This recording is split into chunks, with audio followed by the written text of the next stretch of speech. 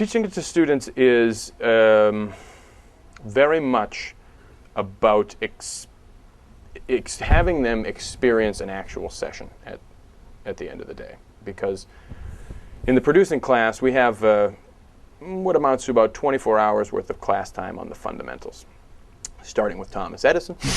This is the acoustic recording, electric recording. We talk about magnetic tape recording. We talk about editing. We talk about the digital era, and microphones and consoles, and all this stuff is flooding their head, you know. They need to see human beings interact with each other and use this information in a creative, purposeful way before they can assimilate how to make use of all this information. You know, oh, great.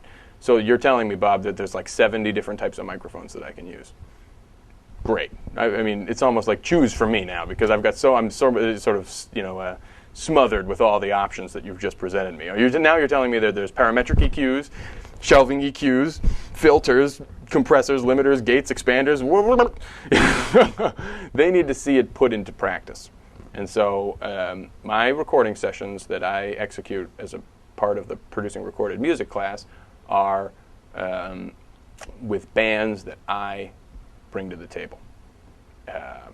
In my experience, and from talking with a number of people from other institutions, there's sometimes a situation where the instructor will get up in front of the class and he will say, okay, who's got a band? And who wants to be the band for this class? And I think that that's complete crap, because I want my students to experience a professional recording session. And obviously you can't be on two sides of the glass at one time. If you're in the class, you shouldn't be performing. You should be recording.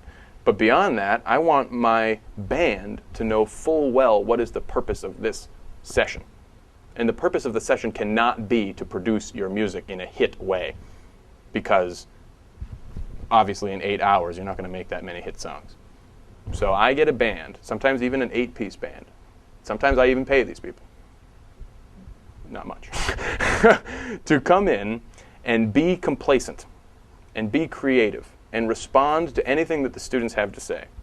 And they understand at the end of the day that this is for the students. This is not a professional recording session for you to make something and put it on YouTube and get famous.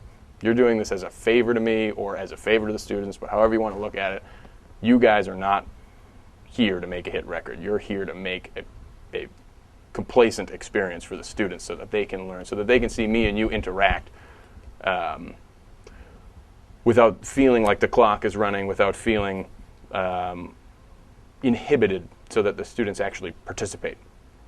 And you know, that might not be the most real experience for them, and I feel like they're going to have real experiences in their life where they will be on the clock, where the artist will be upset, where there will be egos clashing and everything like that, but I don't want that to be a part of their first experience.